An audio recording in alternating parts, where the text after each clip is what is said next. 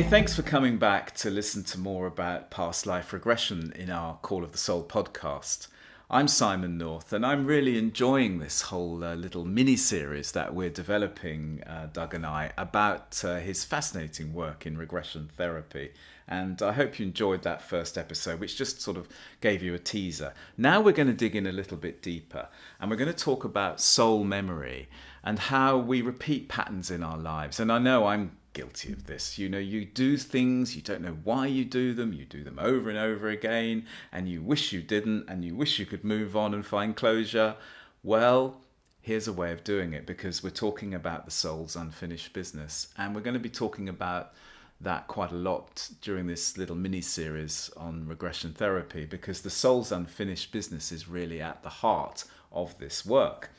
We're then going to move on to talk about the wonderful world of gifts and talents. So if you've ever wondered why you've got a particular skill, a particular accomplishment in your life, or that you're really drawn to going to the theatre, or you just must go and see the latest foreign film that's just come out, that could all be coming to you from a past life. Fascinating, isn't it? So we're going to talk about that, and Doug's got a great example about a lady that came to him who had no idea she had an innate ability as a pianist, but she discovered it rather late in life. That's a beautiful story about how you can discover something and bring it out, out of your consciousness and enjoy something in your life that you didn't know, a skill you didn't know you had.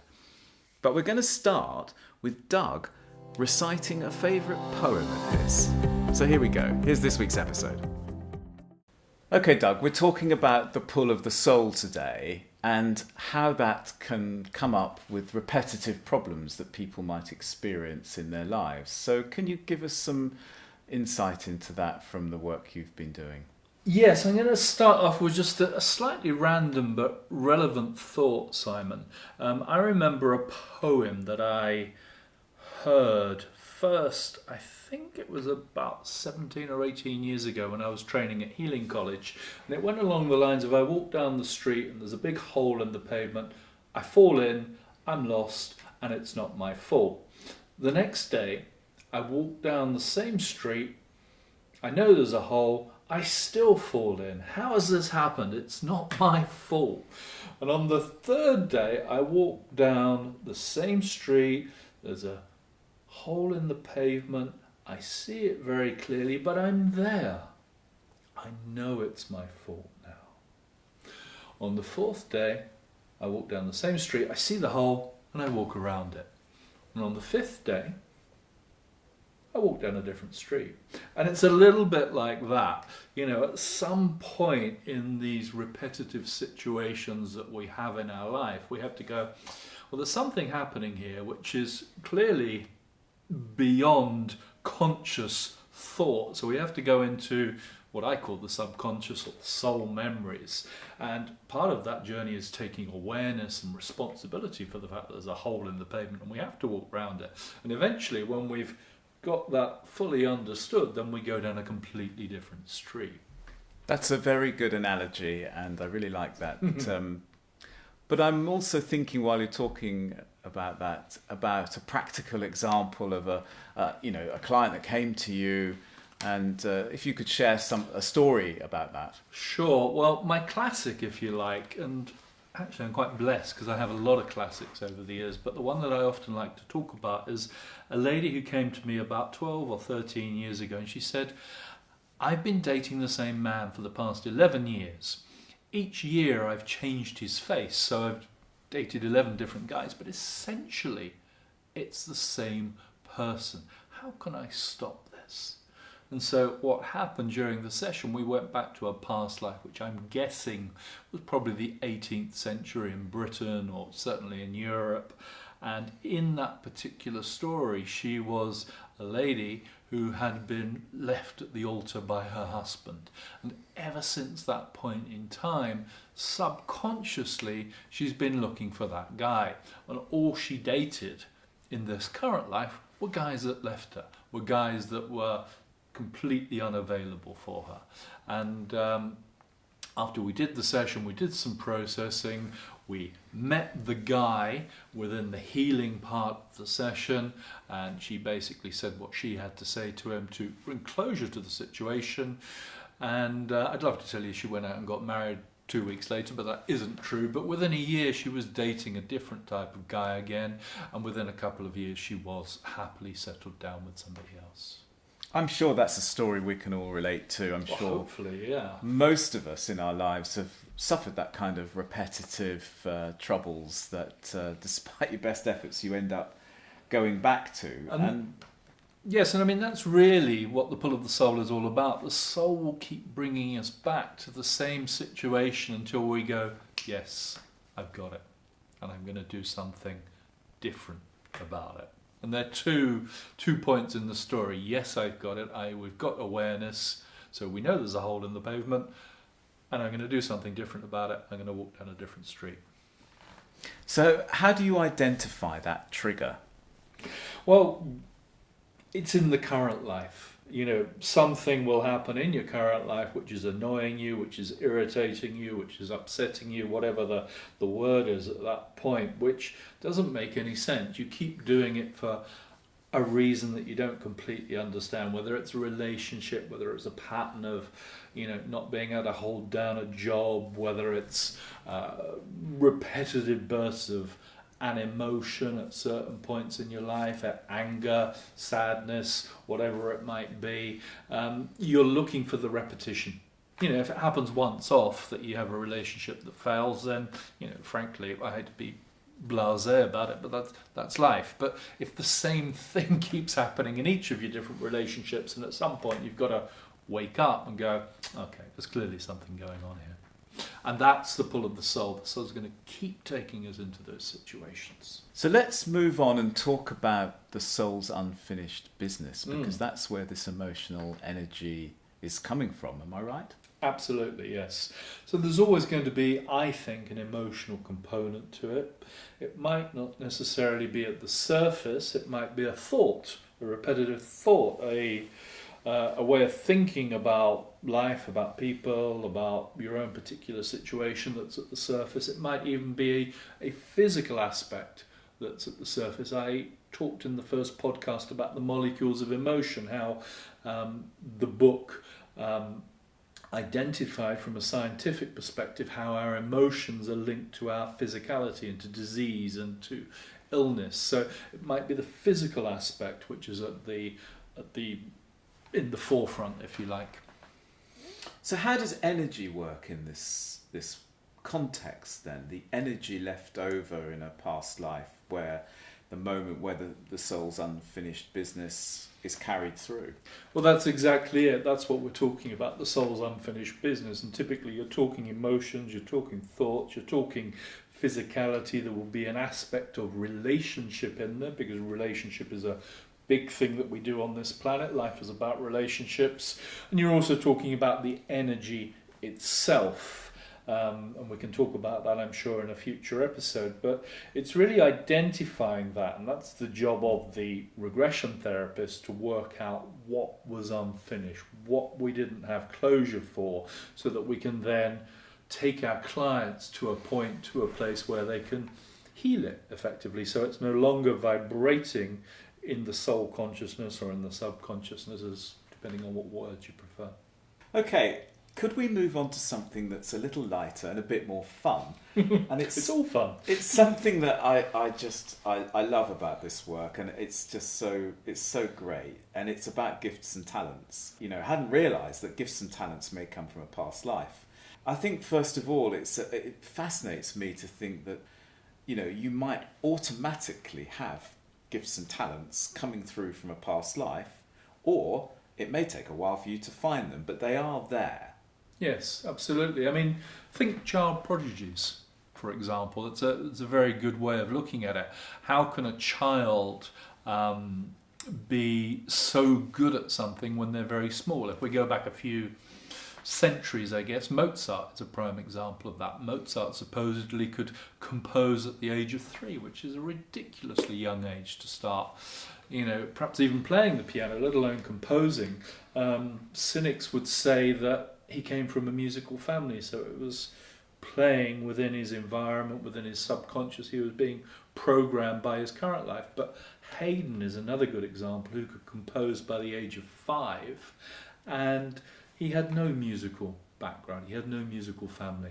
So I'm sure there's many other examples of child prodigies, but if you can think along those lines, a kid suddenly has this gift or talent which they're amazing at for no particular reason. Does it mean that it comes from a past life? No, of course not. But, it's a possibility. Now, quite often, young children, express talents artistically or in imagination, or they make up imaginary friends or stories, and they can be described as children away with the fairies, quite literally. And often those things are stamped out by parents who don't like or feel concerned about them fitting into the normal pattern of life. And is that where perhaps the gifts and talents are getting buried in that person that may emerge later, or maybe it causes a problem with the soul, in the journey of the soul? I think it's important to remember that the parents generally have the best intention for the kids, or what they believe to be the best intention for the kids. It may be that they're burying the gifts and the talents. It may be that they're burying what are potentially traumas. There's lots of, I'm going to call it evidence in inverted commas, around about the past life memories of young children that I'm sure we'll talk about in a little bit more detail in the future. Are the gifts and talents getting buried there? Yes, quite possibly. I used to, when I was a little boy, I used to tell stories that were incredibly long. And my parents, even my grandma, who loved me to bits, eventually used to tell me to be quiet, please, just stop talking. And, as a result, during probably from about 6 or 7 onwards up until about 17 or 18, I was a fairly quiet kid. And it's really only in later years, as you can guess, I like talking. It's really only in later years that I've kind of taken on that storytelling aspect again, if you like. And so I think that's probably one example, but I'm sure there's many other examples of how we get lost in terms of the direction our soul wants to push us in. But I take the view that there are often triggers in our current life. There are moments, aha moments, if you like, eureka moments, seminal moments, whatever words you want to use to describe these moments, little signposts in life where we have that opportunity to wake up and go, aha, whether it's to our gifts and talents specifically, like a musical talent or a healing talent or whatever it might be, or whether it's just to the fact that there is something more to life than the obvious mundanity that probably a lot of people walk down. I'm particularly interested in musical or artistic talent, but let's focus on music for a moment, because I find it fascinating where that comes from, where people get a musical ability from. And I think you've had people come to you for regression work who perhaps had an awareness that they may have a musical talent, but you were able to bring it out for them. Well, I remember working with a girl many years ago when I'd first started, and she had a regression where she played the piano in a past life, and that was, if I remember rightly, it was kind of France before the revolution, and she was a lady of some distinction, and one of the things she did was play the piano. In the current life she didn't play it at all. So at the age of about, I'm guessing she was about 35, something like that, mid-30s somewhere, in the current life she went off and had piano lessons. And her piano teacher said to her, she said, for somebody of your age, because most of my clients are kids who come to learn the piano, but for somebody of your age, you have wonderful talent. You are a natural. And she reported this back to me a few months later. So yes, it can be that we tap into that somehow when we go into a past life and we bring that through to the current life. That's just one example. I can think of specifically people in the in the healing arena who have come to me and said, I think I've got a leaning in a certain direction. Can we explore? And they turn out to be a herbalist in a past life, or they turn out to be a crystal healer, or whatever it might be. So it's almost as though we're going back into that experience, which is in the consciousness, and we're just unearthing it slightly to bring it more into awareness so it can be tapped into. I'm convinced, I used to train a lot of people for Reiki healing, and I said on quite a few occasions that I'm not teaching you anything, I'm just helping you to remember. That's very interesting, but I'd like to flip it over, because clearly people may have an inkling, an intuition, a moment where they feel they might have a talent for something, or they may not. And if it doesn't manifest, if it doesn't come up to the surface, if they don't realise it, then that's going to stay buried in their, in their subconscious. And that could also be a cause of pain. I take the view that one of the causes, and I'm going to stress the words, one of the causes of depression is when we don't heed the call of the soul. Whether that directly relates to a gift and a talent, or whether it just relates to exploring what your soul wants you to do in this lifetime, doesn't really matter. But I think that can cause depression when we're not listening to our guidance. Sometimes many people on the planet believe that we have to walk down a certain road, to use the same metaphor, and we keep on walking down that road until we get to the end of the road, even though we don't know where the end of the road is. We don't always think that there are other roads that we could walk down. Life doesn't have to be lived in a certain way. Sometimes our heads, or society's head, if you like, suggests we have to live like this. But, we don't necessarily. If we follow our hearts and our feelings, then we're much more likely to tune into the guidance of the soul and to trust that we can unearth something, if you like, discover something within ourselves. Thank you very much, Doug. I think that's a very good place to leave it. Thank you. Well, we are leaving the conversation there, but not the subject of past life regression, because there's quite a bit more for us to talk about. And the next episode, we're going to get into the subject of fragmentation of the soul and examine what happens at the death point in a past life. Incidentally, the poem that Doug recited a little bit of at the beginning, if you want to find it, I'll put a link in the show notes, but it's by Portia Nelson and it's called There's a Hole in My Sidewalk. So I do hope you enjoyed this episode. Please subscribe, because we're planning to make quite a lot of podcast episodes. We're going to continue on talking about past life regression, and we're going to talk about karma, and we're going to talk about spirit guides, and there's still some more fascinating stuff to come. So I do hope you'll follow this little mini series. We will then continue on into other subject areas and really develop a big picture about Doug's life and work, which I'm sure you're going to find very interesting. But anyway, enough rambling on from me. Thank you.